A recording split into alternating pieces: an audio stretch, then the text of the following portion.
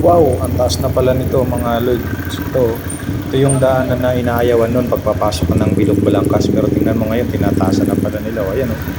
O, ang taas na nito. Dati yan, hanggang lampas tuhod ang ano dito, baha. Pag umuulan, may bagyo, hindi ka makakapasok ng Bilog Balangkas pag mataas yung tubig dito. Pero ngayon, ang taas na ng ginawa nila, tinampakan na to, on growing. Ang sarap nito daanan kapag natapos to mga idol. Sa Valenzuela lang yan ha. So, itong maganda sa Valenzuela, action ka agad. Pag napapansin nila talagang busy road tapos baha. So, ayan o, tingnan nyo mga idol, ayan. So, dito sa pagbaba, ganito kalalim ang baha, ang tinaas nito. No? So, ongoing na to, ito, maayos na yung nanditong sa kalsada na ito, ayan.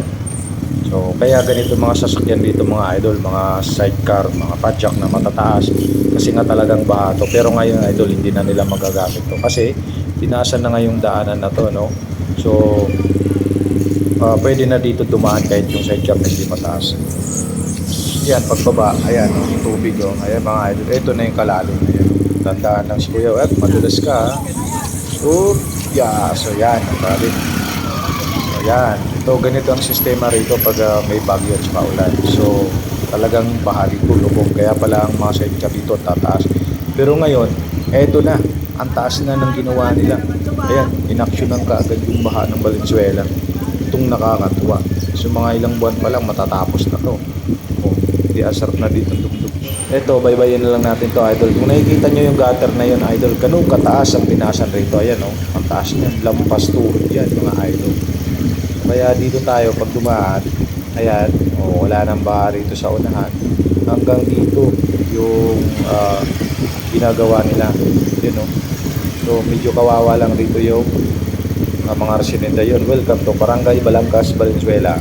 So yung mga natakpan, yung gate, yung mga pinto, ay bahala na sila magtaas. So importante dito talagang ginawa na yung kalsada, no? So dito na tayo, idol. Move forward tayo sa hanggang doon sa lugar na wala nang baha.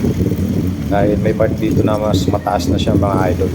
So ito lang ang pinaka-problema, yung daanan na ito. Pero sa ngayon, ongoing ang pamataas dito. So hindi na malulubog sa baha to, hindi na siya matatawag na lubog sa baha. So dito, ito yung mataas, papasok sa amin yan. Ito na yon, maganda rito na dumaan. Ayan, papasok doon, yan. So dito mataas na yung part na to, kaya wala nang problema rito kahit umulan bumagyo. Mataas na yung lugar na to. So yun lang.